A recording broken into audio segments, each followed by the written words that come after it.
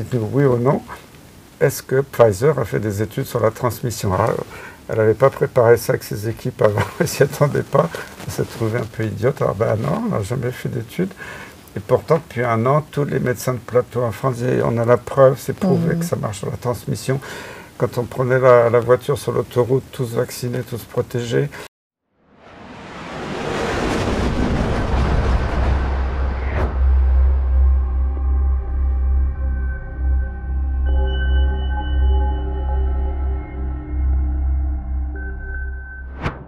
Bienvenue sur la chaîne Omerta. Aujourd'hui, je suis ravie d'être avec monsieur Christian Perron, une grande figure dans le domaine de la santé en France. Vous avez été notamment vice-président du groupe d'experts des vaccins pour l'Europe de l'OMS, à l'époque où il y avait encore la Russie d'ailleurs. Oui.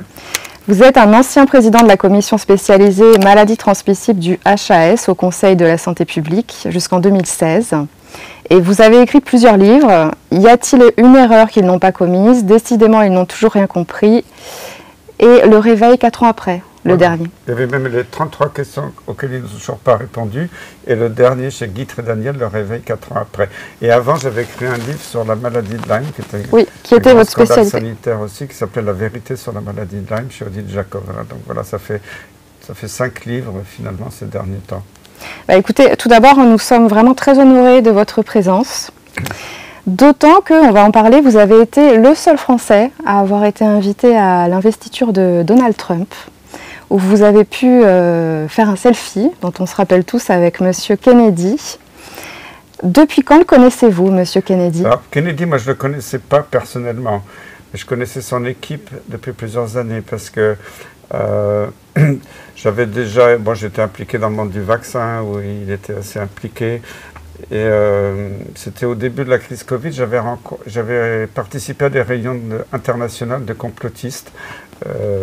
C'était une fois en Norvège ou en Suède, où il y a eu en Belgique, il y a eu plusieurs réunions. Et il y a une avocate belge qui était la représentante de Children's Health Defense, le mouvement de défense des enfants que Kennedy avait créé aux États-Unis, et que je connaissais bien, et qui m'avait dit, tiens Christian, est-ce que vous accepteriez d'écrire la préface pour la version française du livre de Kennedy, qui était déjà un best-seller aux États-Unis dans la version anglaise, qui s'appelait... Alors, le titre anglais était un peu différent, mais en français, c'était Anthony Fauci, Bill Gates et Big Pharma. Alors, Kennedy, c'est pas un médecin, c'est un avocat. Son bouquin, il était assez long à lire, mais très dense, mais super passionnant.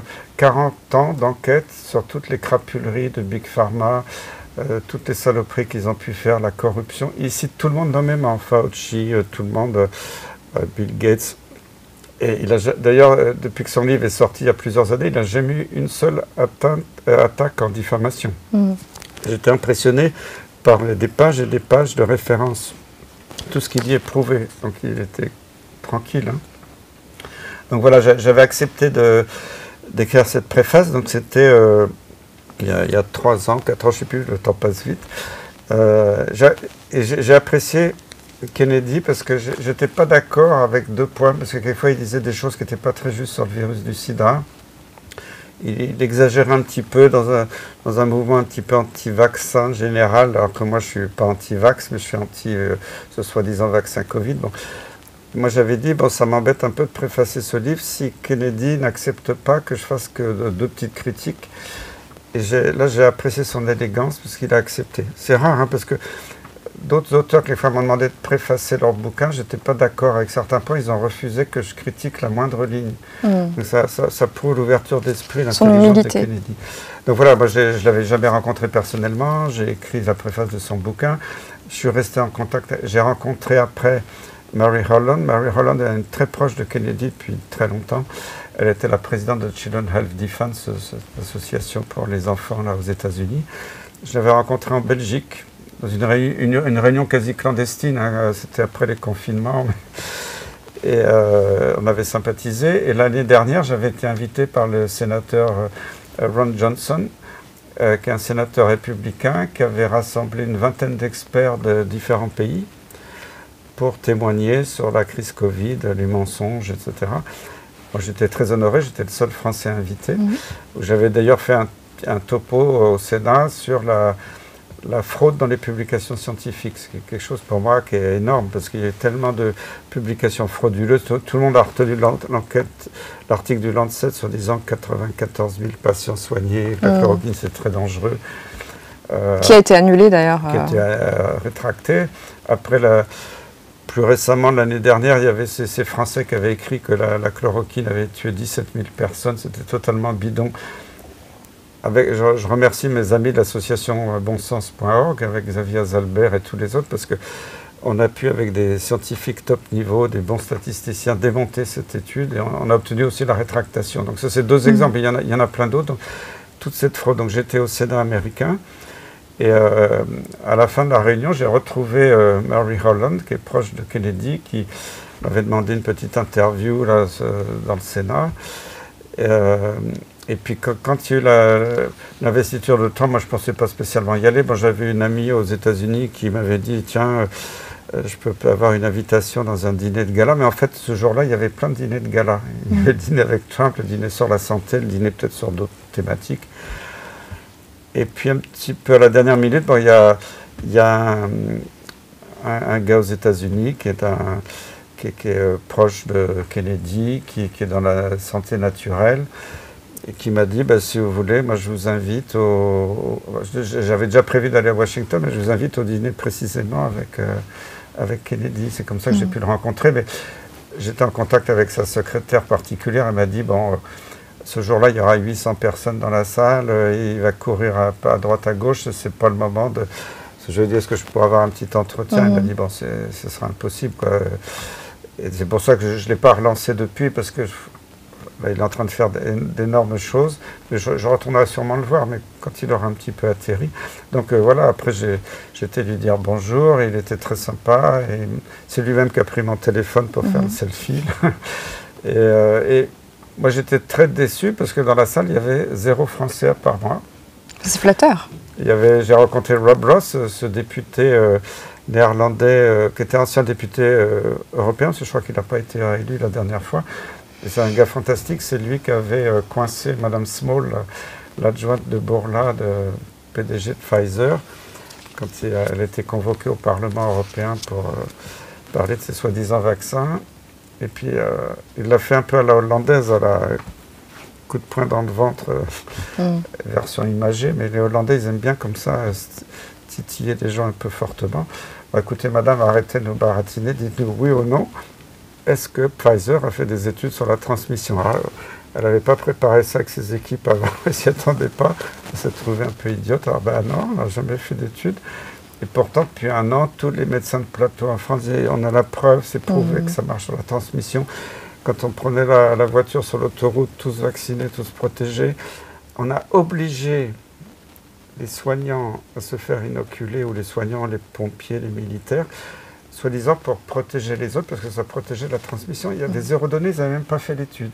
C'était l'argument pour vacciner. C'était l'argument. Et là, c'est un crime contre l'humanité, parce que obliger des gens à recevoir un produit expérimental, c'est un crime contre l'humanité. Ils ne vont pas s'en sortir. Oui, mais ils disent que ce n'est pas en phase expérimentale. Ah bien sûr, parce qu'il m'a fait rire. Véran, moi, je finissais par l'appeler Pinocchio, parce qu'à chaque fois qu'il disait quelque chose, ça s'avérait faux après, ou il disait le contraire. Jamais on inoculera une femme enceinte. Pof, après, devant les caméras, il inocule Olivia Grégoire, là, que j'avais connue avant, quand j'étais bien vu en Haute-Sphère. Elle était au cabinet Xavier Bertrand, ministre de la Santé à l'époque. Jamais ce sera obligatoire. Puis paf, ça devient obligatoire. Il ne faut pas se moquer de nous. Même quand Véran a dit « mais le vaccin n'est plus en phase expérimentale depuis longtemps », même Pfizer et Moderna étaient embêtés parce qu'ils disaient une contre-vérité totale. Ils ont dû le démentir. Jamais le ministre s'est excusé. Excusez-moi, j'ai dit des bêtises. Donc Véran, un jour, il sera convoqué devant les tribunaux, le jour où, j'espère, les tribunaux seront libres, pour rendre compte de tout ça. Parce que c'est ignoble d'avoir obligé des gens à s'inoculer avec un produit expérimental fait à la va-vite. On n'avait aucun recul. On sait maintenant qu'ils ont zappé les phases d'études chez l'animal, ça n'a pas été fait comme il faut. Ils ont caché des données terribles sur les animaux, sur les malformations, les avortements des rats. Oui, et puis il y a un autre ministre de la Santé qui a dit qu'il n'y avait aucun effet secondaire. monsieur qui a un nom de rasoir, là, monsieur Braun. Mais je suis fier parce que j'ai porté plainte contre lui avec Xavier Zalbert. Bon, évidemment, là, je n'avais pas trop d'illusions, la plainte a été classée. Mais comment ce monsieur, qui se disait ministre, osait dire qu'il y a 0 effet secondaire, alors que même l'Agence du médicament française, qui pourtant sous-déclarait un maximum où il y avait très peu d'effets, il y avait déjà des morts déclarés, des effets secondaires graves déclarés, un ministre qui dit qu'il n'y a aucun effet secondaire, il est protégé par la justice. Moi, ça m'insupporte. Et d'ailleurs, j'étais un des rares aussi, avec Xavier Zalbert et 2 autres, on avait porté plainte contre Bill Gates 1 an ou 2 avant. J'étais fier parce qu'il y a eu un procès comme le tribunal de Nanterre contre Bill Gates. Bon, évidemment, la justice a classé l'affaire. Mais ils mentent et hontément, ils racontent n'importe quoi, ils sont protégés. Bon, moi, je sais que si je porte plainte, ça ira à l'eau, je le savais, mais c'est ma petite fierté quand même. Ouais, bah vous pouvez être très fier. Qu'est-ce que vous pensez de la démarche de Kennedy d'entrer en politique avec Trump? Je pense que c'était une excellente démarche parce que d'abord, c'est un démocrate avec ses parents, son oncle. Il ne faut pas oublier que son oncle a été tué, son père a été tué, donc c'est un gars qui était traumatisé depuis l'enfance, qui est vraiment un type solide. Il voyait qu'il n'avait pas trop de chance. En plus, le Parti démocrate était parti avec l'État profond. Avec Biden, c'était une catastrophe, Kamala Harris aussi. Donc il a eu l'intelligence de se dire, bon, mais finalement, Trump, c'est le seul qui peut sauver l'Amérique aujourd'hui. Donc il a eu le courage de changer de camp. Après, moi, je suis pas un Trumpolâtre. Hein. Trump, c'est un homme d'affaires qui fait des grandes déclarations quelquefois pour choquer la planète. Il fait l'inverse. Et puis, lui, sa préoccupation, c'est l'économie américaine. Il s'en fout des Européens. Mais je dois dire que je préfère largement Trump, même s'il c'est un gars un peu rustre et tout ça, mais par rapport aux autres. Bon, voilà. Après, Kennedy, je pense que c'est un gars qui est beaucoup plus centré, notamment sur la santé et tout ça. Et j'ai vraiment été ravi d'apprendre qu'il était nommé ministre de la Santé. Et on voit déjà les actions. Il a des choses très simples parce que même l'OMS, c'est l'Organisation mondiale de la santé, c'est pas l'Organisation mondiale de la maladie. Mais on a l'impression qu'on veut tout focaliser pour que les gens soient malades chroniques pour apporter à l'industrie. Mais on ne met pas d'argent sur la prévention, la santé. Quelqu'un, justement, j'étais au Québec l'autre jour, dirait les cartes d'assurance maladie devraient être des cartes d'assurance santé, pas de maladie. Et là, c'est grandiose ce qu'il a commencé à faire. Il a commencé à lutter contre le lobby du sucre.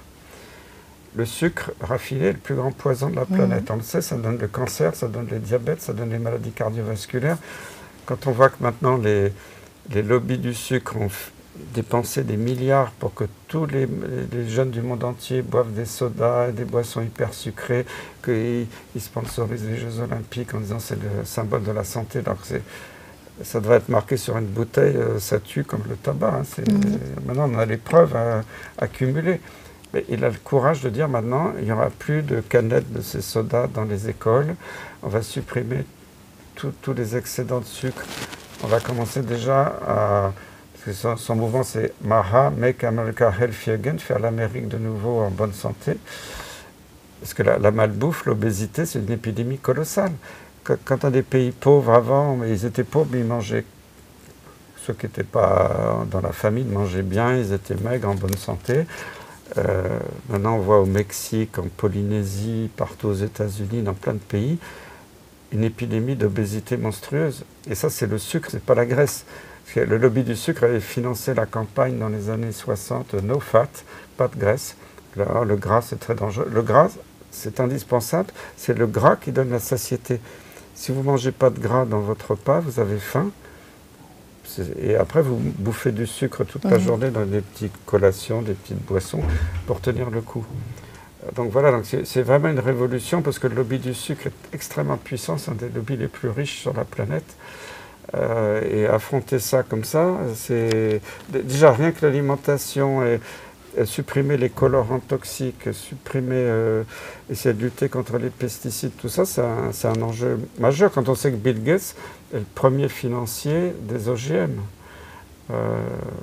Donc c'est très courageux de sa part. Des fois, j'ai peur pour lui. Justement, qu'est-ce que vous pensez que la présidence de Trump peut engendrer comme changement? Est-ce que vous pensez qu'il va réussir à lutter contre la corruption? Alors, je pense qu'il est en train de le faire, parce que quand on voit... On sait que Kennedy déjà a viré pas mal de gens du... Voilà, c'est ça. Il a commencé par virer des têtes corrompues dans des grandes instances, comme l'agence du médicament américain qui s'appelle la FDA, qui s'occupe aussi de l'alimentation. Quand j'ai découvert, parce que je lisais le livre de Corinne Lalo, qui a écrit un livre remarquable sur la pandémie, oui. Et elle disait que Pfizer, de mémoire, mais il faudrait vérifier, mais elle avait donné, je crois, 2 milliards à l'agence du médicament américaine pour qu'ils enregistrent le soi-disant vaccin en 10 jours. C'est pas de la corruption pour une agence fédérale. Donc il a fait le ménage dans la FDA, il a fait le ménage au NIH. Le NIH, c'est l'équivalent de l'INSERM, c'est l'Institut national de la recherche, qui était dont la branche maladie infectieuse était dirigée par Fauci. Alors Fauci, pour l'instant, ils l'ont mis de côté, mais enfin, il n'a pas encore été attaqué. Mais enfin, il a remplacé le directeur du NIH, il a remplacé le directeur du CDC. Le CDC d'Atlanta, c'est le Centre de surveillance des maladies, qui est une institution militaire, on ne sait pas, même si c'est un aspect civil. Les fonctionnaires du CDC ont un statut militaire. Moi, je travaillais avec eux souvent, avec l'OMS. Donc, il a remplacé évidemment la direction de la CIA, du FBI. Donc c'est déjà énorme, et là il a licencié plein de gens corrompus, et dans la vaccination, il vient de virer les 17 membres de la CIP. Alors, moi j'ai connu les membres de la CIP il y a longtemps, quand je travaillais à l'OMS, c'était le groupe d'experts pour les vaccins, pour les États-Unis. Alors il en a nommé un petit nombre, dont Robert Malone, que je connais, que j'ai croisé plusieurs fois. Je l'avais vu la première fois en France, quand il y avait eu un grand rassemblement à Massy il y a quelques années, puis je l'ai croisé plusieurs fois aux États-Unis, je l'ai revu à Washington l'année dernière au Sénat américain. Robert Malone, c'est un type solide.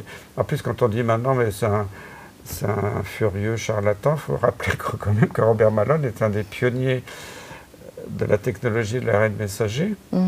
Mais au début, il y croyait, et il ne l'avait pas développé sur les vaccins, il l'avait développé pour les thérapies géniques, ce qui était un flop complet, parce qu'on sait qu'en France, Alain Fischer avait essayé chez des enfants, les bébés bulles, les enfants étaient morts. Donc, quand on nous a dit oui, l'ARN messager, il y a des années d'expérience, non, il y a eu des essais, ça a capoté.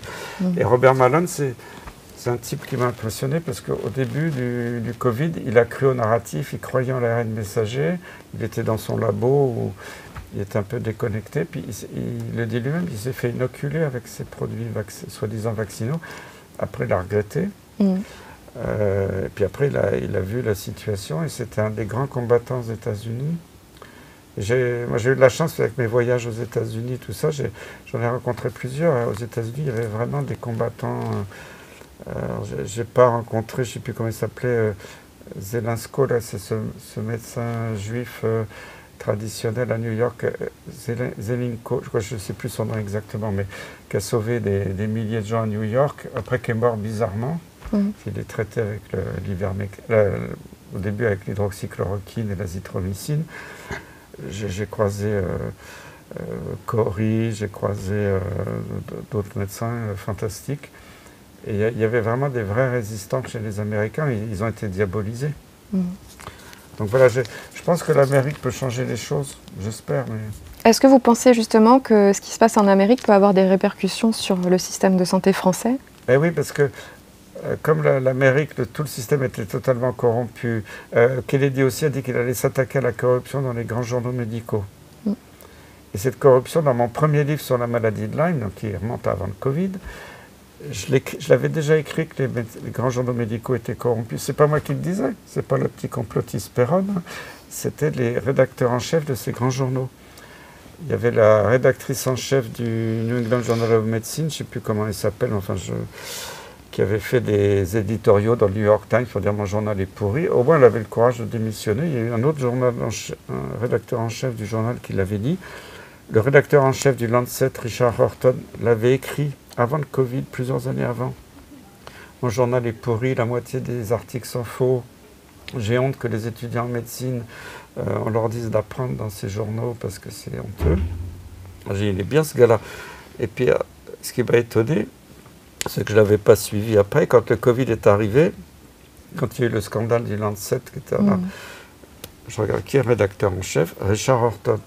Ben, il est encore là, il a craché dans la soupe, il a dénoncé son journal.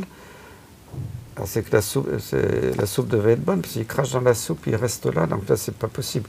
Ce gars-là, il faudrait qu'il rende des comptes, mais c'est pas moi qui ai dit qu'ils étaient corrompus, c'est eux. Et on a eu plein de preuves. Quand il y a eu Pfizer sorti dans New England Journal of Medicine une soi-disant étude pour montrer que le soi-disant vaccin Covid marchait. En plus, plein de choses sont pas régulières, parce que dans l'évaluation des vaccins, ça les disait comme ils voyaient que la plupart des effets secondaires, c'était dans les 15 premiers jours, si vous étiez vacciné depuis moins de 15 jours, vous étiez considéré comme non vacciné. Exactement. Ça allait dans le groupe. Après, quand ils ont vu qu'il y avait plein d'effets secondaires chez les inoculés, ils ont supprimé le groupe placebo. Non, c'est pas éthique de laisser ces pauvres gens non vaccinés, on va tous les vacciner pour les protéger. Donc du coup, on ne voyait plus la différence. Donc ils ont manipulé. Et il y a une chercheuse américaine, j'ai oublié son nom, elle a publié dans le British Medical Journal en 2021. Elle travaillait pour une petite boîte qui sous-traitait pour Pfizer pour faire les analyses de données. Elle a craqué, elle a écrit, elle a eu du courage avec son nom en disant non, l'étude est truquée. Donc on sait, voilà, tout est truqué.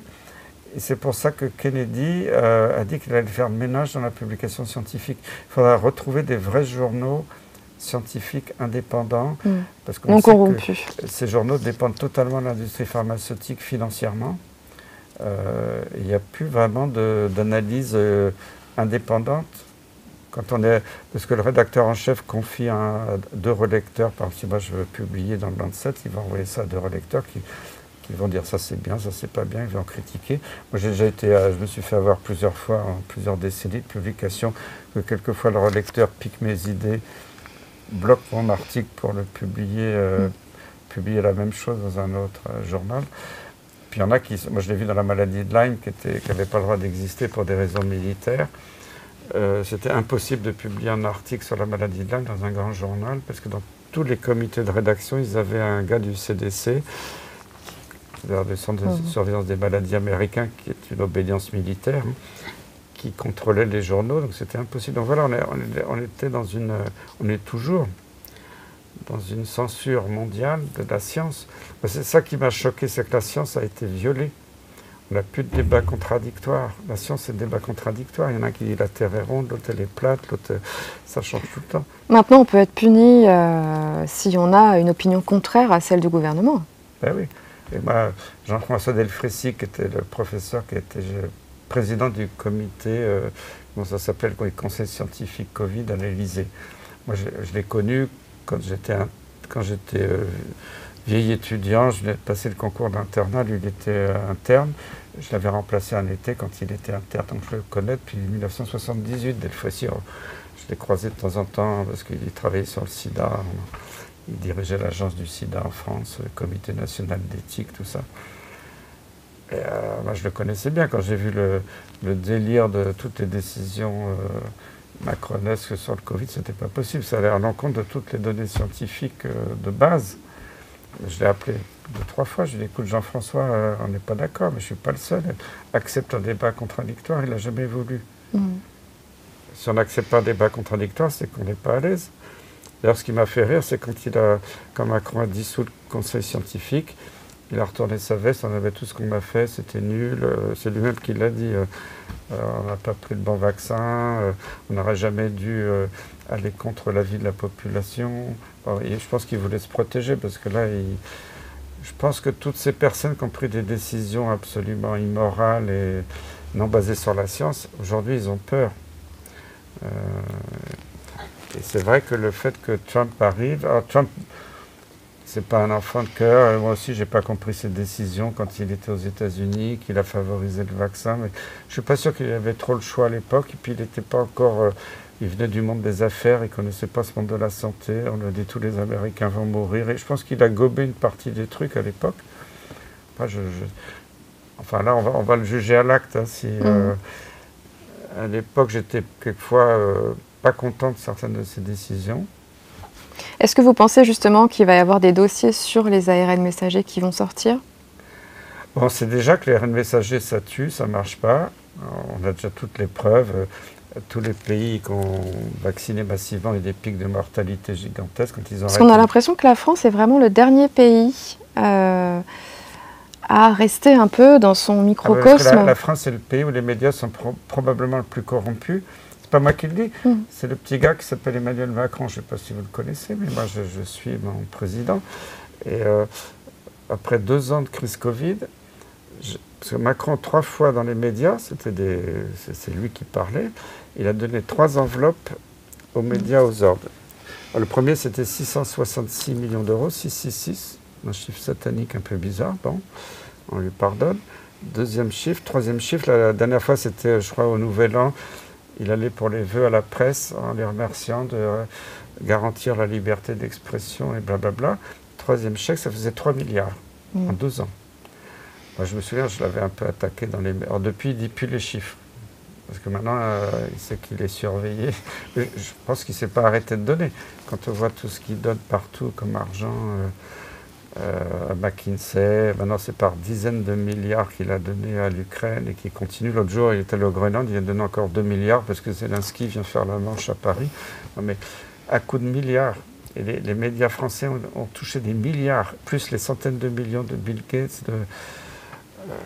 Après, on s'étonne qu'il n'y ait plus d'esprit critique en France.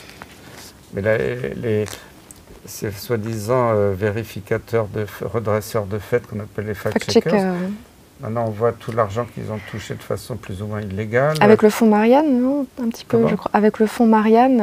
Oui, il y a le fonds Marianne. Et là, récemment, je ne sais pas si c'est vrai, mais on dit qu'ils sont impliqués avec le MI6, les services de renseignement anglais. Je ne sais rien, c'est possible, on verra.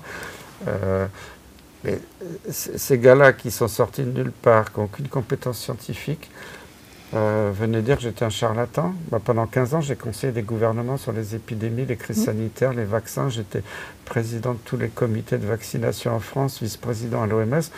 Et ces petits gars-là, ils viennent me dire Perron, il n'est pas sérieux. Mais qu'ils se couchent, qu'ils aillent dans leur trou. Parce que ce qui m'a fait rigoler dans toute cette crise, c'est que quand on m'a attaqué, moi j'attaquais, ou j'attaquais pas, je donnais des avis, avec tout ce que j'ai dit, c'était prouvé. Dans tous mes livres que j'ai écrits, chaque fois que même les éditeurs étaient un peu inquiets, ils ont fait vérifier par des avocats. Tout est sourcé. Chaque phrase que j'ai dite était prouvée. D'ailleurs, quand mon premier livre de Covid est sorti, y a-t-il une erreur qu'ils n'ont pas commise? Ils sont tous déchaînés. Perron va être traîné devant les tribunaux, il diffame, il dit n'importe quoi. Non, je ne diffame pas. Je dis Véran a dit ça tel jour, preuve. Il dit l'inverse 3 mois après, preuve. Bon, j'ai le droit de me moquer un peu de mon ministre, mais c'est pas, je ne le diffame pas, c'est lui qui se diffame tout seul. Bon, voilà. Donc, j'ai toujours donné des choses sourcées, prouvées. Eux, quand ils m'attaquent, Perron dit n'importe quoi, il est discrédité par ses collègues, ils ne savent pas dire autre chose. Jamais ils m'attaquent sur le fond. Quand ils ont fait leur connerie, la variole du singe, c'était gros comme une maison, que c'était un truc monté. Là. En plus, Bill Gates l'avait annoncé 1 an à l'avance, pile poil, l'épidémie va démarrer en mai 2022. Moi, j'adore Bill Gates, c'est comme un homme soleil, il prévoit très bien. L'épidémie sort à 15 pays différents, aux 4 coins de la planète, en Australie, en Argentine, en Suède, en Suisse. Ça n'a pas trop marché, ça, la variole du singe. Non, parce que ils ont trafiqué le virus, mais ils l'ont mal trafiqué, ils se transmettaient que par voie anale, ce qui n'est pas très efficace pour faire une grande pandémie. Mais Bill Gates avait quand même déjà fabriqué le vaccin, il avait tout préparé. Moi, je dénonce ça en disant ça ne tient pas la route, votre truc. C'était les premiers jours où Jérôme Salomon, qui est en plus mon adjoint, directeur général de la santé, annonce la future pandémie de variole du singe. J'avais fait un communiqué en français, puis j'ai une amie en Suisse qui l'avait traduit en anglais, qui l'avait envoyé dans le monde entier. Alors, 2 jours après, j'ai un grand article, tous les chercheurs de l'INSERM contre le professeur Perron. Alors je dis, oh là là, si j'ai tout l'INSERM contre moi, ça devient grave. Alors, je lis l'article, il y avait un gars qui travaille à l'agence du sida, qui est rattaché à l'INSERM, mais ce n'était pas directement l'INSERM, qui me critiquait. Et moi, j'avais tout ce que j'apportais les preuves, mais rien. Perron dit n'importe quoi. Alors là, je m'étais un peu inquiété, mais déjà j'avais vu ça 2-3 fois. J'ai encore des amis journalistes, même s'ils n'osent pas le dire. Je dis oui, maintenant, quand on écrit un article, c'est une autre équipe qui écrit le titre. Parce que maintenant, les 3/4 des gens, quand ils zappent sur leur téléphone portable, ils regardent que les titres. Parce qu'ils regardent 15 informations à la minute. Ah, t'as vu, Perron, il a tout l'INSERM contre lui. Mais les gens ne retiennent que ça. Et l'article, il n'y a aucun chercheur de l'INSEP contre moi. Et là, j'ai vu cette manipulation. Moi, j'ai eu droit à Paris Match, j'ai eu droit à l'Express, la chute du professeur Perron, la déchéance. Et je m'en fous complètement parce que leurs articles, ils sont... Et maintenant, où je suis ravi aujourd'hui, c'est que les grandes télés officielles, l'audimat a chuté. Oui, plus personne, enfin, selon moi, regarde la télé. Parce que pour mon ami Emmanuel, il a fait 1,5 million pour un président. C'est quand même assez minable. Et les journaux papier ne se vendent plus. Ils ne survivent que grâce. Donc c'est pour ça, quand ils m'attaquent dans ces journaux, le nombre de gens en France qui lisent ça, c'est très peu. Donc ça ne me touche même pas. Ça... Il faut même être flatté, je pense. Comment ? Il faut même être flatté. Ah oui, bah, pour moi, c'est la Légion d'honneur hein, quand je suis attaqué comme ça. C'est quand on me traite de charlatan. Non, mais ce sont des minables. Là, je pense qu'ils sont un peu inquiets aujourd'hui, justement. C'est pour ça qu'ils ont voulu diaboliser Trump, diaboliser Kennedy. Moi, ce qui m'a choqué, j'étais au Québec la semaine dernière, et juste avant d'arriver au Québec, je vois une interview d'Agnès Buzyn, notre chère ancienne ministre, qui dit « Ouais, Kennedy, c'est terrible ce qu'il fait, c'est un anti-vax, il va être responsable de la mort de plein d'enfants aux États-Unis. Et si jamais... » Alors ça m'a choqué, parce que le Covid n'a pas touché les enfants. Enfin, quand même, peut-être qu'ils ont fait quelquefois une petite grippette bénigne, mais les morts du Covid, il n'y en a pratiquement pas eu dans le monde, chez les enfants. En France, moi je suivais ça, la première vague était la seule virulente, après le virus a perdu de sa virulence. Je crois qu'il y a eu moins de 5 morts dans toute la France, des enfants qui avaient des anomalies génétiques terribles. Donc le Covid ne faisait rien aux enfants globalement. Et elle ose dire... Si à cause de Kennedy, les enfants américains ne sont pas vaccinés contre le Covid, ce n'est pas un vaccin, il faut lui rappeler, parce que je ne pense pas qu'elle sache que ce n'est pas un vaccin, et qu'il y a des morts du Covid chez les enfants aux États-Unis, Kennedy devra être mis en justice.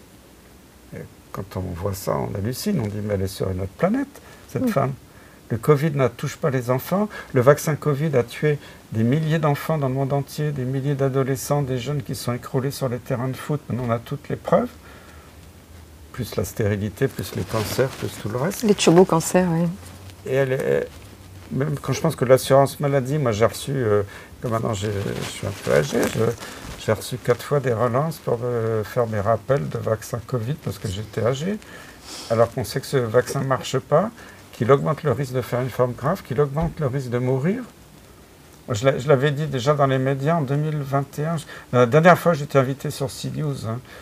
Il y avait Rio Foll et Pascal Pro. Après, j'ai plus été du tout invité sur les petits médias de grand chemin. J'avais les chiffres anglais qu'à l'époque, au moins Santé publique Angleterre, contrairement à la France, a donné ses résultats en fonction du statut vaccinal des gens qui étaient morts ou pas. Et en Angleterre, ça montrait que si quelqu'un faisait une forme grave de Covid, s'il était inoculé par le pseudo-vaccin, il avait 4 fois plus de chances de mourir qu'un non-vacciné. D'ailleurs, j'avais envoyé les courbes à la rédaction de la télé pour qu'ils me croient. Je voulais qu'ils les projettent et ils n'ont pas osé les projeter. C'est dommage. Mais on a la preuve que c'est une saloperie qui ne marche pas, qui tue, qui donne des turbo-cancers. Il y a des publications, moi-même j'ai participé avec des gens de bon sens, on avait publié avec Jean-Marc Sabatier et autres la toxicité de cette protéine spike, cette protéine de pointe qui est cancérogène, qui donne de l'inflammation, des caillots. Et quand on voit tous ces gens morts, jeunes, alors moi je rends hommage à Cécile Maïchak, c'est cette femme d'origine belge là, qui avait créé le Doctoton, qui avait été très attaqué. Et récemment, elle a créé un nouveau mouvement qui s'appelle la Grande Famille. Et elle a demandé à des experts, médecins ou autres, des gens un peu connus, de parrainer une victime du pseudo-vaccin. Alors moi, c'était un peu douloureux parce que j'ai dû parrainer un jeune qui était mort. Enfin, j'ai accepté pour sa famille, je peux dire son nom parce que sa famille accepte il s'appelle Anthony Rio. Il est un étudiant en médecine très brillant à Nantes, il avait 24 ans. Son doyen l'oblige à se faire inoculer, ce qui est un scandale total parce que il n'y avait aucune donnée sur la transmission et les jeunes n'étaient pas à risque. Et ils n'étaient pas à risque de contaminer leurs patients. Il meurt quelques jours après dans des conditions horribles. Et heureusement, pauvre, il était mort, c'est pas heureusement, mais En France, Macron a fait interdire les autopsies, pas interdire, mais c'est quasiment impossible d'avoir des autopsies aujourd'hui, parce qu'il ne voulait pas qu'on prouve. Alors qu'en Allemagne, aux États-Unis, certains médecins continuent à pratiquer des autopsies. Et ce jeune Anthony Rio, son professeur de médecine à Nantes, a exigé une autopsie. Donc c'est un peu par hasard, mais il faut lui rendre hommage, parce que grâce à ça, on a pu voir que le pauvre Anthony, il avait des caillots dans tous ses organes, le cerveau, la rate, le foie, le cœur. Et quand on discute avec les anatomopathologistes ou les chirurgiens cardiaques, quand ils regardent ce qu'il y a dans les artères des gens décédés de la vaccination, pseudo-vaccination, normalement quelqu'un qui meurt d'un caillot, quand on ouvre le caillot, il est rouge, friable, c'est de la fibrine. Là, c'est du caoutchouc. C'est surnommé les calamars. Oui, c'est le surnom les calamars, qui est un peu... Ouais, ils appellent ça, on sort des calamars. Et moi, j'ai rencontré, quand j'ai fait le tour de France, des dirigeants de pompes funèbres. Ils m'ont tous dit en ce moment, ils ont une activité qu'ils n'ont jamais vue toute leur carrière. Mais des gens pas tout jeunes. Hein. Ils m'ont dit, des morts, on en a partout, on ne sait plus où les mettre dans les armoires frigorifiques, des enfants, des morts-nés. Et d'ailleurs, le gouvernement l'a un peu avoué, parce qu'en septembre dernier, je crois qu'ils ont allongé le délai d'inhumation éventuellement d'incinération, parce que il n'y a plus les moyens d'assurer ça de façon normale. La mort, de toute façon, on va tous mourir, mais la mort fait partie de la normalité quelque part. Et là, on a un phénomène explosif. Et quand le gars il me dit, ah ben, on n'a plus le droit de déclarer, c'est pas une interdiction, mais on nous dit de ne plus déclarer les morts-nés en morts-nés, parce que mort-né, il y a un certificat de naissance, un certificat de décès, donc ça laisse des traces. Mais on doit les déclarer en nés sans vie, parce que si on est né sans vie, il n'y a pas de traces. Ouais. Quand c'est un gars des pompes funèbres qui vous dit ça, et puis confirmé aussi par les thanatopracteurs, les embaumeurs, ils vous disent exactement la même chose. Moi, je connais quelqu'un qui a un appartement à Paris en face d'un cimetière. Bon, il voyait des convois funéraires passer de temps en temps. Là, il m'a dit, depuis qu'il y a le vaccin Covid, c'est non-stop. Tout ça, et de toute façon, là, les chiffres sur la mortalité. Alors après, quand on disait ça, mais non, c'est des bêtises, c'est le Covid qui a tué. Dans le Covid, il n'y a pas eu de surmortalité à part des gens très à risque. Il faut leur rendre hommage parce qu'on aurait pu en sauver 90% avec les si on les avait soignés. Qui ont été interdits. Moi, je l'avais dit dans les médias français en juin 2020. Ça m'a coûté cher après, mais j'avais dit que le gouvernement français avait 25 000 morts sur la conscience de ne pas avoir traité à la chloroquine. Oui, et puis il y en a beaucoup qui ont été étiquetés Covid alors qu'ils n'étaient pas morts du Covid. Là, et puis il y a le Rivotril aussi. C'est une fausse épidémie, le scandale de l'euthanasie au Rivotril. Parce que moi, à l'époque, quand j'étais encore en activité à Garches, au début, des médecins d'EHPAD étaient venus me voir. On était tous masqués, là. Et puis il y en avait qui avaient suivi mon conseil, qui soignaient à l'hydroxychloroquine, à l'azithromycine, qui avaient bricolé des masques et des blouses avec des sacs poubelles parce que le gouvernement n'avait plus rien, ne donnait rien. Il n'y avait pas d'argent pour tout ça. Et puis il y en a d'autres qui ont suivi le gouvernement. Mais ceux qui ont suivi le gouvernement, il y a eu dans certaines maisons de retraite 50% de mortalité. Ceux qui ont résisté, ils n'ont pas eu de mort. Ça m'avait frappé, tout ça. Évidemment, tout ça a été camouflé, c'est complotiste. Et puis après, l'invention des...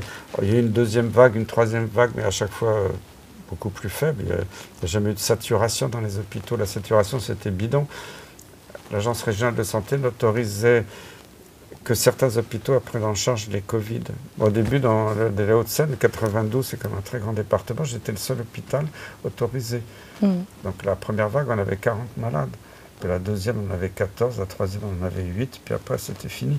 Mais si on avait accepté que 2-3 autres hôpitaux prennent en charge, il n'y aurait jamais eu de saturation. À Strasbourg, ils ont fait croire qu'il y avait une saturation. On voyait des TGV partir pour Bordeaux, des hélicoptères partir en Allemagne. L'Alsace va s'écrouler.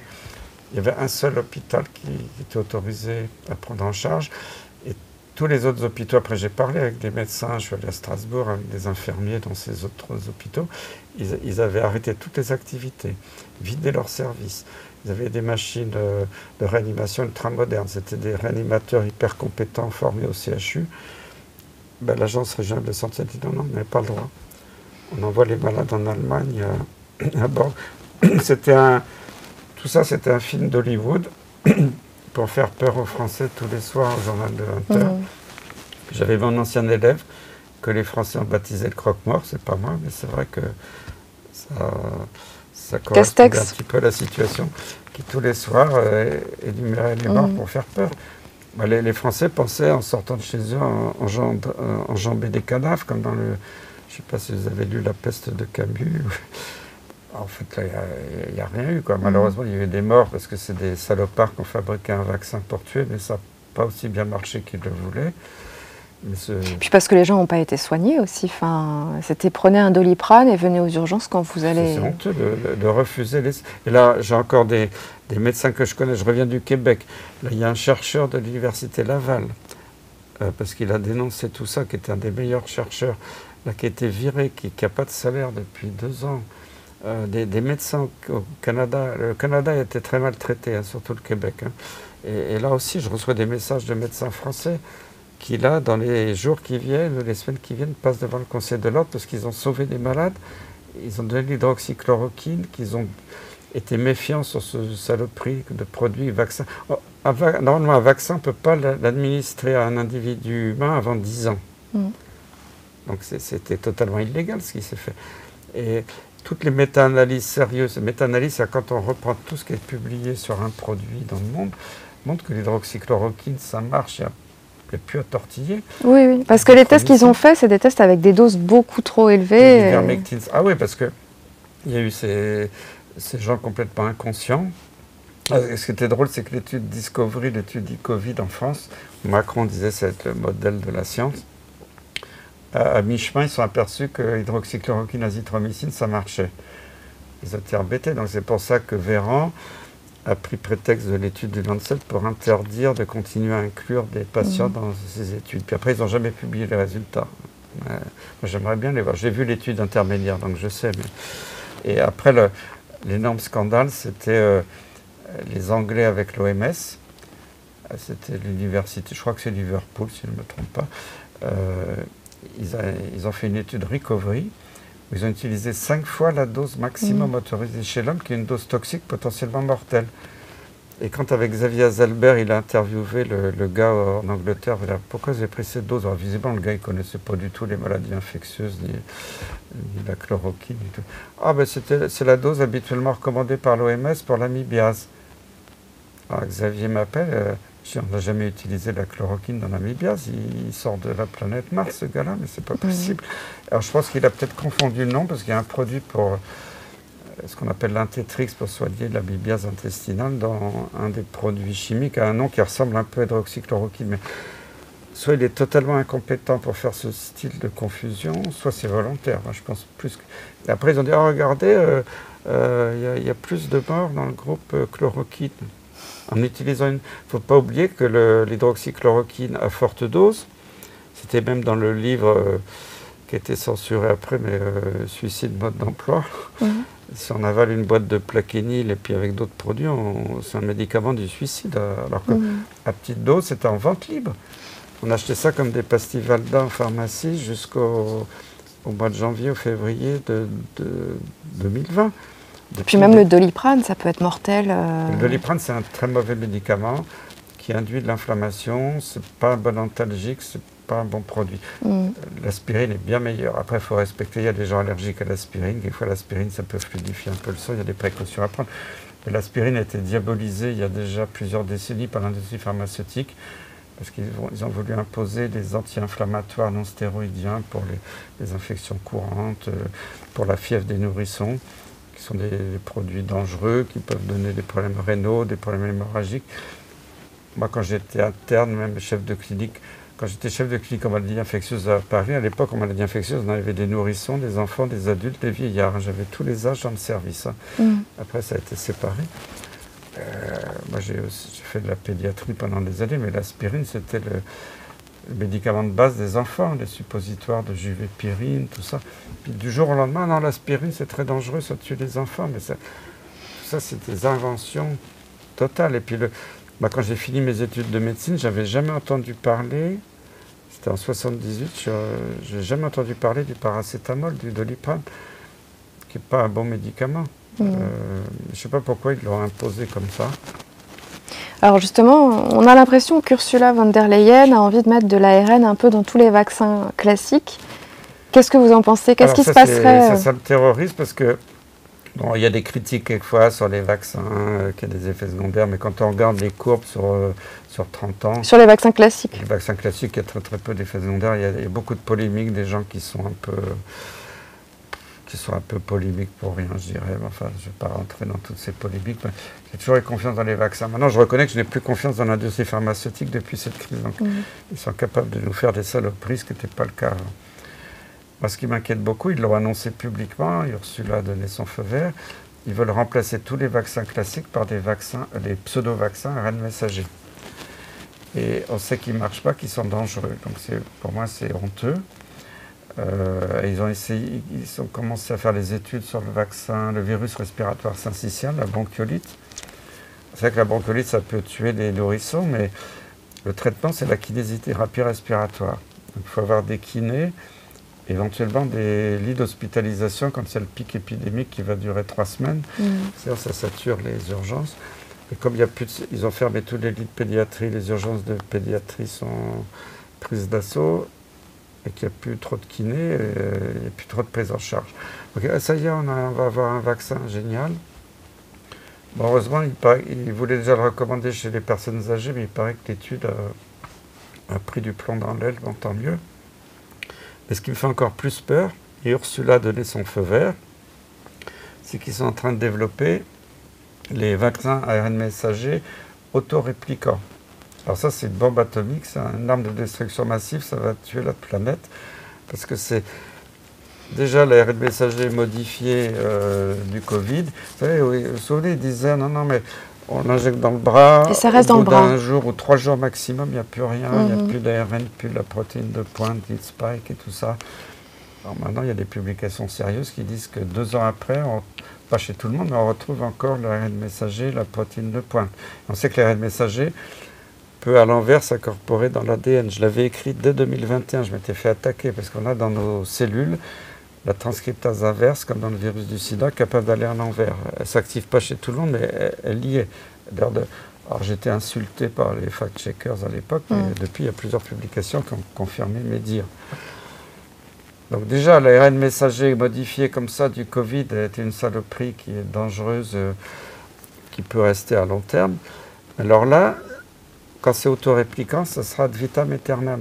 Alors l'argument marketing des fabricants, c'est « Ah, c'est génial, il n'y aura pas besoin de rappel ». Ben oui, parce que une fois que c'est injecté, ça se répliquera sans arrêt, jusqu'à la mort de l'individu. Alors quand je dis ad vitam aeternam, pour moi, ce sera ad vitam très raccourci.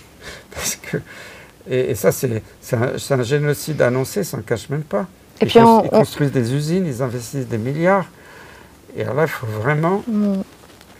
Même avec l'ARN messager simple, modifié simple, même s'il n'est pas autoréplicant, il faut refuser catégoriquement de se faire inoculer ou protéger ses enfants. Et je dis aux gens, il faut qu'ils s'organisent en famille, dans les écoles, dans les quartiers, dans les associations, commencer à prévoir la résistance, parce que si on est tout seul le jour où l'école impose, je ne sais pas quoi, les gens sont démunis, et puis il faut s'organiser avant, peut-être être conseillé par des avocats, pour vraiment organiser une résistance massive le jour où ça viendra. Parce que s'il y a une résistance massive, ils sont obligés de plier. Il faut apprendre à dire non. Les Français se sont laissés manipuler parce qu'ils ont cru que Macron voulait leur bien. Ils ont cru que Véran voulait leur bien. Bah, c'est dur à croire que Macron était là, sinon on serait tous morts. Ben non, le Covid a été inventé pour vous tuer, et le vaccin a été inventé pour vous tuer. Ouvrez les yeux, bon sang. Et là, ils sont en train de continuer.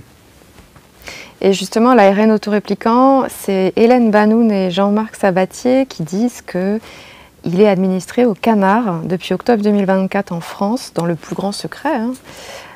Du coup, ils redoutent, par exemple, le canard en magret qui est un peu cru, Est-ce que ça ne peut pas venir? Alors, oui, j'avais rencontré Jean-Marc Sabatier dans une réunion à Dijon il n'y a pas très longtemps. J'avais posé la question, parce que moi je ne suis pas un spécialiste de l'ARN messager.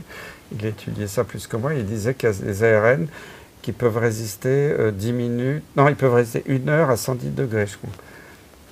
Je crois que c'est une heure. Ouais, je n'ai plus les chiffres exacts, mais ça peut résister à un temps assez prolongé. Donc si on fait cuire un poulet plus d'1 heure au four, bon ça va, parce que c'est à plus de 100 degrés. Mais si on fait un magret de canard un peu rosé, ou qu'on fait cuire un œuf à la coque, un œuf sur le plat, le jaune est encore liquide, il est possible qu'il y ait encore de l'ARN messager autorépliquant dedans. Alors après, je ne sais pas, ça n'a pas vraiment été étudié, donc je ne peux pas me prononcer au jour d'aujourd'hui. Si on l'avale par voie orale, est-ce qu'il va traverser le tube digestif, être contaminant? Je n'en sais rien. C'est possible, mais puis ce qui m'inquiète aussi, c'est que Bill Gates vient de financer des études qui sont en cours pour inoculer l'ARN messager par spray. Alors, soi-disant, ouais, c'est sympa, on fait un petit spray, ça évite l'injection. C'est toujours présenté sous un mode, ouais, c'est sympa, c'est pour votre protection, votre confort. Et imaginons que dans le métro, tout ça, ou dans un espace confiné, ils dispersent sans qu'on sache de l'ARN messager. Ça peut être un génocide. On sait que les Américains l'ont fait il y a longtemps dans le métro New York, ils dispersaient Serratia marcescens. Vous vous souvenez de cette histoire? Non. Il y a eu plein d'histoires où l'armée américaine a fait des études pas très sympas. C'était reconnu officiellement. Il y a eu des débats publics à la Chambre des représentants des États-Unis dans les années 70-80. C'était reconnu. Et par exemple, Serratia marcescens, c'est une bactérie qui est inoffensive pour quelqu'un en bonne santé, qui peut être très sévère chez des gens immunodéprimés. Ils se sont dit, bon, comme c'est pas très méchant, ils l'avaient mis dans des ampoules, comme des ampoules électriques, mais pendu à des ficelles, et quand le métro arrivait dans une station à New York, percutait l'ampoule, ça disséminait Serratia marcescens. C'est juste pour tester, voir ce que ça faisait sur la population. C'est marrant, hein? Et il y a eu une épidémie de pneumonie à Serratia marcescens chez des gens qui n'étaient pas si immunodéprimés que ça. Il y a eu des morts. Bon, tout ça, ça avait été camouflé, mais ça, c'est un exemple. Il y en a eu d'autres, hein. Il y avait un député américain qui avait, dans un rapport officiel, qui avait dénoncé tout ça. Ça avait été reconnu, et puis après enterré, comme d'habitude. Et voilà, il y a quand même dans le passé, on voit qu'on ne peut pas toujours faire confiance à nos dirigeants. Donc quand je vois Bill Gates qui prépare un truc en spray, j'ai le droit d'être méfiant. Après, peut-être que Bill Gates est un type génial, mais bon. On a du mal à y croire. Qu'est-ce que vous répondez aux personnes qui disent que vous êtes complotiste et anti-vax? Alors, je suis ravi d'être complotiste, parce que les complotistes, c'est les gens qui dénoncent les complots. Le terme complotiste a été inventé par la CIA. C'était au moment de l'assassinat de Kennedy, de l'alunissage, tout ça pour dire toute personne qui est contre le narratif officiel, c'est un complotiste. Alors, les Anglais, des conspirationnistes. Effectivement, des complots, il y en a. On n'a pas le droit de le dire. Je suis très fier. Et moi, je dirais les complotistes, c'est les éveillés qui ont eu raison avant tout le monde. Après anti-vax, j'ai jamais été anti-vax. Maintenant, je suis tout le temps attaqué sur Internet. Perron, c'est un salaud. Il a recommandé les vaccins à nos enfants. Oui, parce que si on n'est pas pour le vaccin Covid, on est anti-vax. Enfin, maintenant, c'est... C'est ce que j'ai dit publiquement un jour. J'avais dénoncé ce vaccin Covid à la télé en disant qu'il y avait plus de morts quand on était inoculé. C'était 1 an avant d'être convoqué à la chambre disciplinaire des conseils de l'ordre. J'étais convoqué en entretien confraternel avec le conseil de l'ordre de mon département pour mettre en garde. Et, ils étaient tous masqués, même Hippocrate était masqué. Bon, Hippocrate est devenu très dangereux. Et il me dit, bon, professeur Perron, vous allez prendre votre retraite bientôt. Vous n'avez plus le droit de parler du vaccin comme ça publiquement, sinon on va être obligé de vous radier. Et après, moi, j'ai dit dans les médias, le Conseil de l'ordre vient de m'interdire de parler des vaccins. Mais ça tombe bien, parce que ce vaccin, c'est pas un vaccin, donc je suis libre de parler. Moi, je fais bien parce que malheureusement, cette histoire totalement pourrie, on a voulu tuer les gens avec une saloperie, ça induit, avec le mot vaccin, le pire scandale de cette pandémie, c'est le mot, on a osé appeler vaccin un produit expérimental de thérapie génique qui n'était pas du tout un vaccin, ils le savaient très bien. Et malheureusement, le français moyen fait l'amalgame avec tous les vaccins pour les enfants.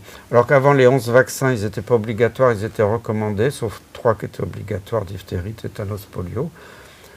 ça dérangeait personne. C'est Agnès Buzyn l'a rendu obligatoire.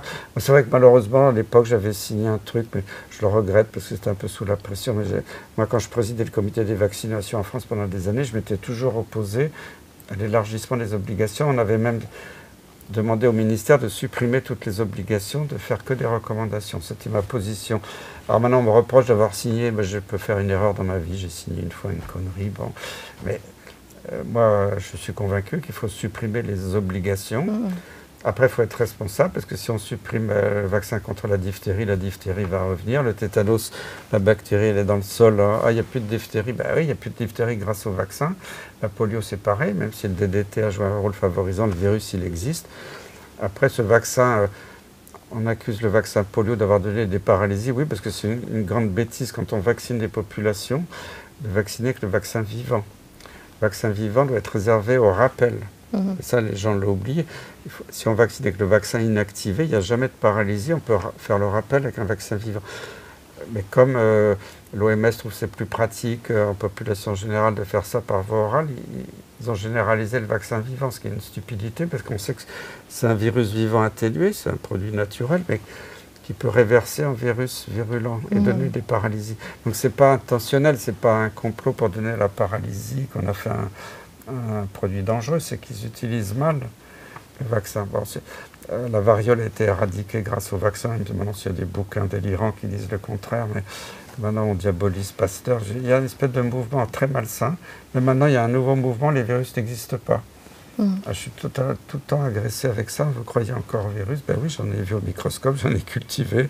Les épidémies existent, la contagion existe. Il y a aussi maintenant des chercheurs qui disent mais la contagion n'existe pas. Mais il faut être débile pour dire ça quand on voit toutes les épidémies qu'il y a eu dans l'histoire, même avant la 5G, même avant Bill Gates.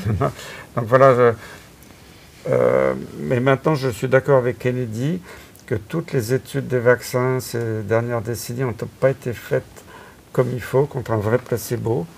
Quelquefois, ils comparent l'excipient avec l'excipient plus le vaccin, mais s'il y a des saloperies dans l'excipient, on ne peut pas voir la différence. Il faut remettre tout ça à plat, c'est ce que Kennedy est en train de faire aux États-Unis. Mais il ne faut pas...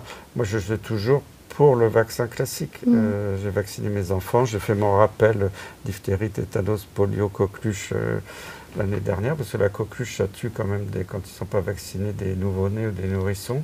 Et souvent, c'est les parents, les grands-parents qui contaminent. Bon.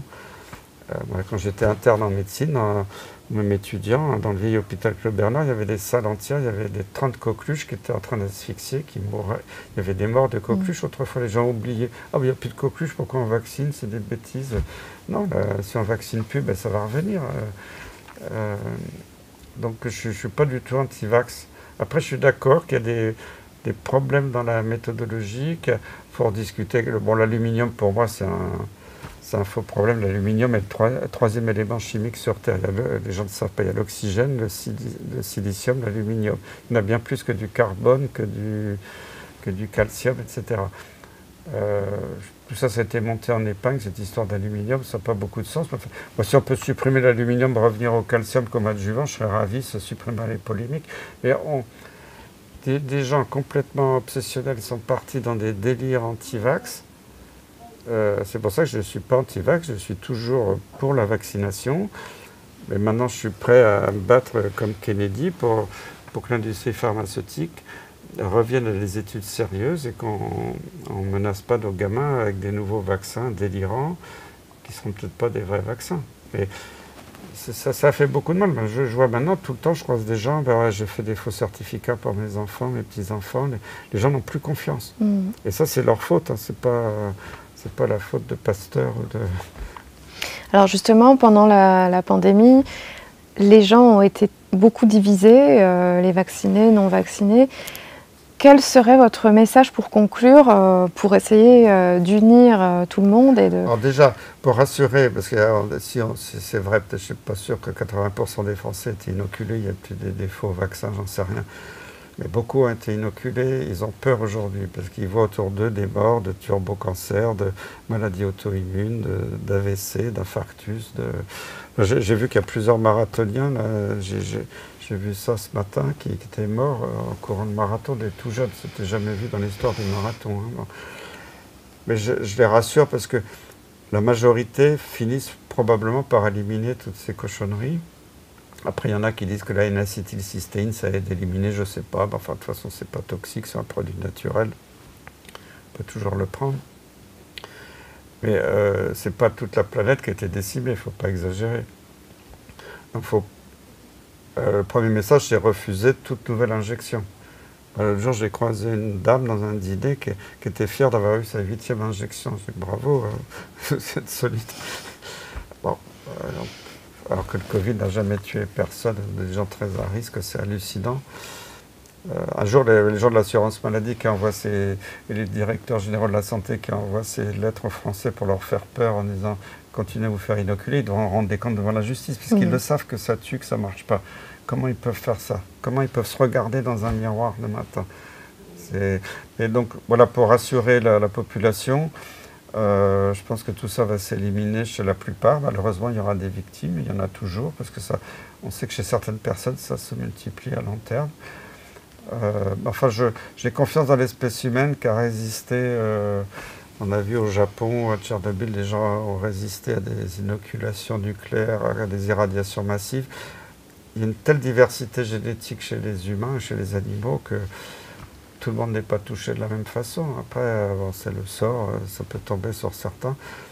Puis moi, j'ai confiance pour l'avenir, pour un message un peu d'optimisme après toutes ces histoires un peu sombres, c'est que tous ces gars dans le nouvel ordre mondial qui ont planifié ça depuis on a toutes les preuves que cette pandémie avait été planifiée depuis des années.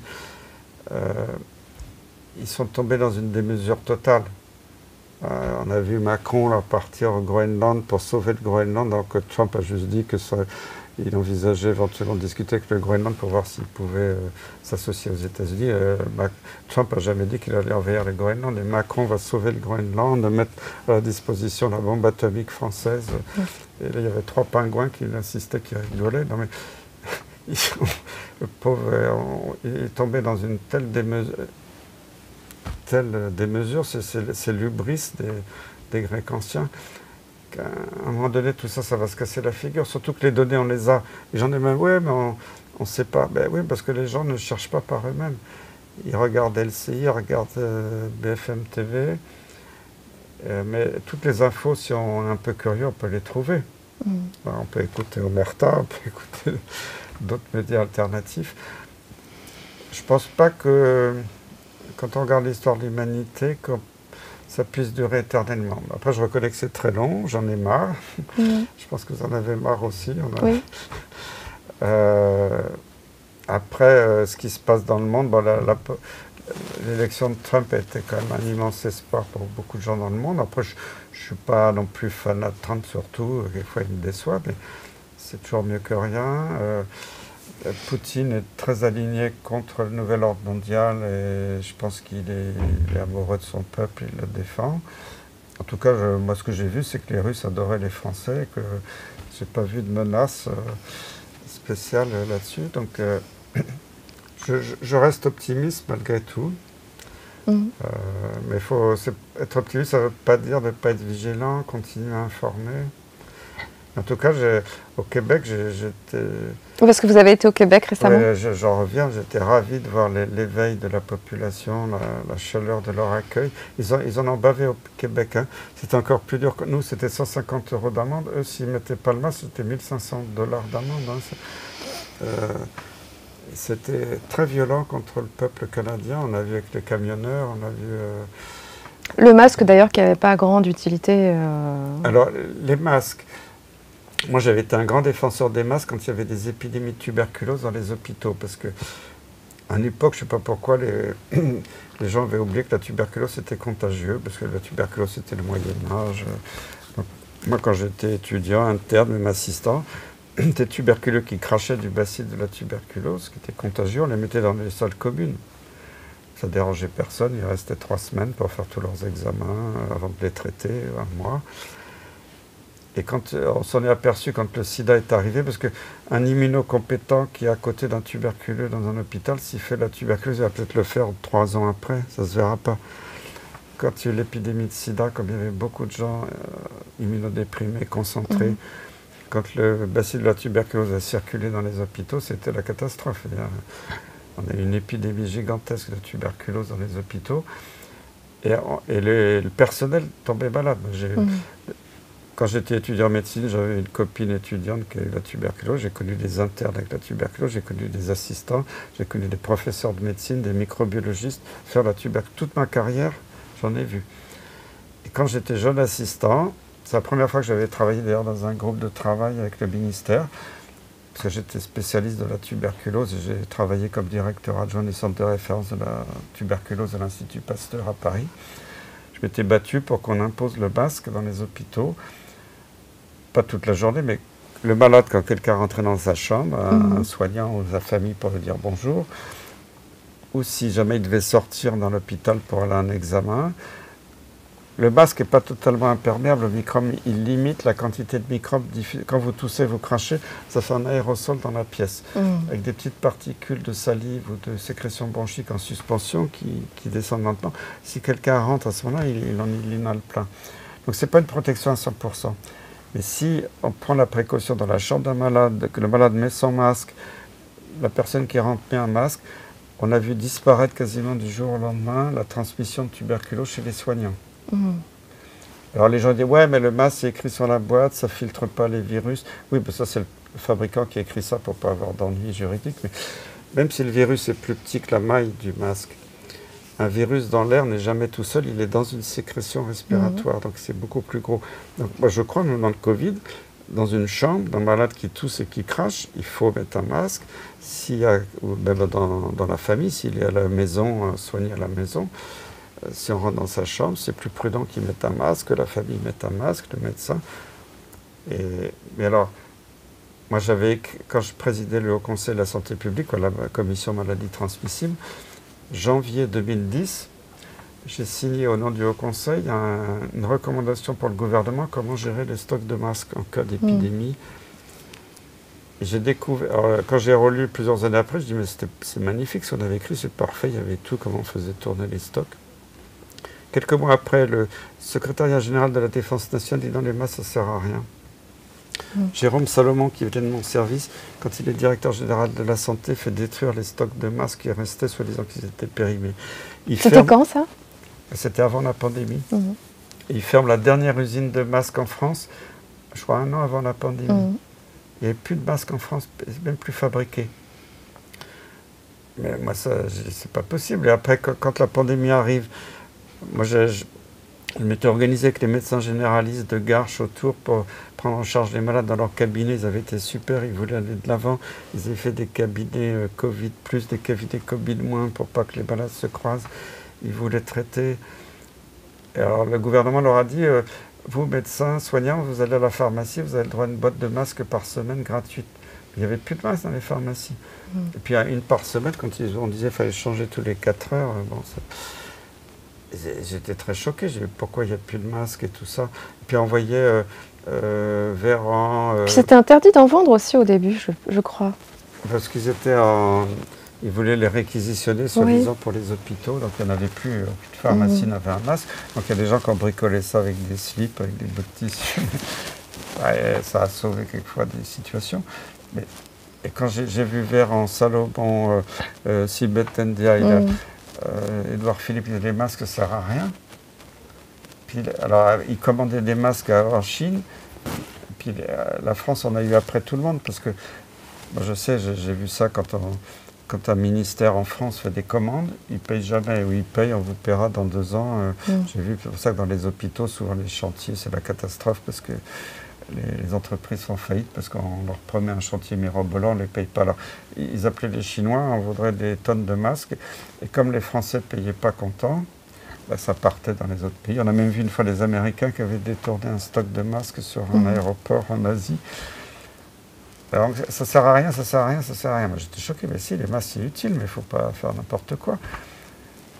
Arrive fin juin, le premier avion arrive de Chine avec des masques. Le lendemain, c'est obligatoire. Si vous ne mettez pas un masque, vous êtes en danger public, vous allez tuer tout le monde.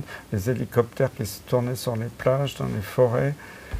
Je dis, mais c'est quoi ce délire? Un masque, ça ne sert à rien dans la rue. Un masque, c'est dans une chambre de malade. Éventuellement, dans le métro, si on tousse, on crache, après, on a obligé tout le monde à se masquer dans le métro, partout.